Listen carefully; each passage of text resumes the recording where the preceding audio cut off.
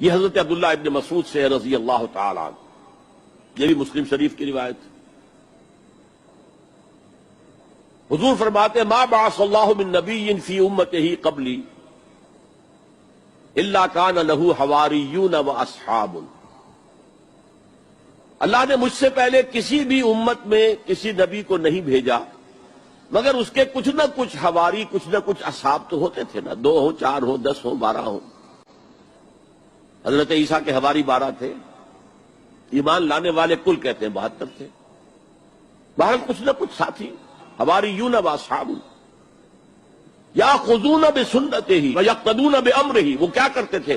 وہ حواری اور صحابہ اپنے نبی کی سنت کو مضبوطی سے پکڑ لیتے تھے اور انہی کے احکام کی پیروی کرتے تھے۔ یقتدون بامرہ، اقتداء کرتے تھے، پیروی کرتے تھے۔ ثم انہا تخلف من بعدہم خلوف، پھر ہمیشہ ایسا ہوا ہے کہ بعد میں کچھ ایسے ناخلف اٹھے، یفعلون یقولون ما لا یفعلون ویفعلون ما لا یؤمرون، کہ وہ کہتے وہ تھے جو کرتے نہیں تھے اور کرتے وہ تھے جس کا حکم ہی نہیں ہوا۔ عرس منائے جا رہے ہیں، یہ کوئی اللہ کے رسول کا حکم ہے؟ کیا رسول کے صحابہ کا عمل ہے؟ کیا حضور کا عرس منایا گیا؟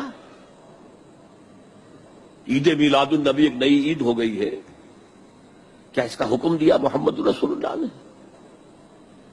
یفعلون ما لا یؤمرون، وہ اپنی ہی ایجاد کردہ روایات ہیں، اپنی ہی ایجاد کردہ بدعات ہیں، اپنی ہی ایجاد کردہ رسومات ہیں، ان پر لگے ہوئے ہیں اور دعوے کرتے ہیں اللہ سے محبت، رسول کے عشق کے، جبکہ ان کے عمل میں نہ اللہ کی اطاعت ہے نہ رسول کا اتباع ہے۔